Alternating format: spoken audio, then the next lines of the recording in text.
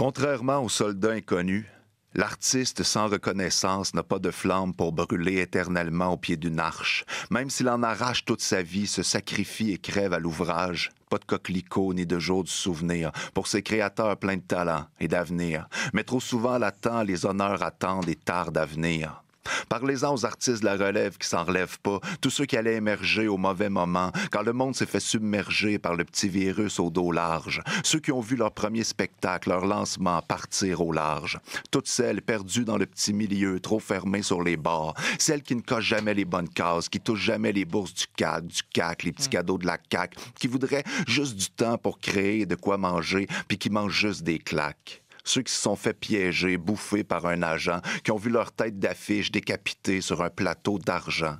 Celles qui se sont fait piquer leur idée ou leur concept, étouffés par un marché où tout le monde consomme de l'art gratuit. Dès que ça sort, on te le notifie, on te le spotifie. Ouais, de la compassion pour ceux qui ont l'art dans le sang, qui ont le sixième sens, l'éclair de génie, le rythme, mais se font abattre par Goliath et ses algorithmes. Alors merci aux curieux qui ne consomment pas que des humoristes et du contenu gratis, qui essaient de découvrir de nouveaux sculpteurs, de nouvelles poètes. Écoute, moi j'ai rien contre Ken Follett, mais va l'emprunter à la bibliothèque, achète les livres de Patrice Desbiens, Mélanie Béliveau et Francis Ouellette. Ta pièce culturelle est toujours mieux investie au Québec, surtout si elle va vers nos artistes vivants, que vivent leur art avant qu'ils nous quittent. Contrairement au succès, parfois, ça peut venir vite. Une pensée pour mon ami Jean-François Dupuis, artiste visuel, photographe de génie. Une gloire locale qui mériterait de rayonner à l'international, avec qui j'ai collaboré depuis plus de 15 ans, pochette d'albums, affiches, C4 de romans, un trooper, un vrai de vrai, la tête à l'envers sur le bord de tomber dans la rivière pour avoir la pose originale, le cliché qui n'en serait pas un. Mais dans sa belle tête, des tumeurs au cerveau. Il vient d'avoir sa 3e opération, une opération de trop.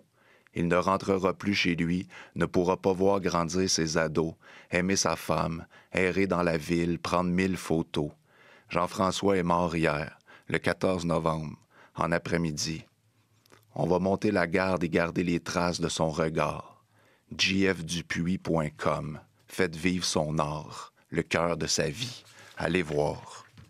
Oui, la vie est injuste et la vie artistique l'est d'autant plus. Alors double ration d'admiration pour les écrivains du dimanche qui s'acharnent du lundi au dimanche, aux musiciens de sous-sol qui ont fait 1000 concerts tout seuls et tous ceux qui ont plein de talent mais peinent à remplir leur salle, pour les vrais de vrais qui restent debout face aux tempêtes, aux jaloux, celles qui portent leurs notes ou leurs mots et qui sonnent vrais, même quand tout résonne faux. Que tu aies 4 personnes dans le public ou que tu remplisses la place des arts, si t'as ça au fond des tripes, vas-y, puis vas-y fort.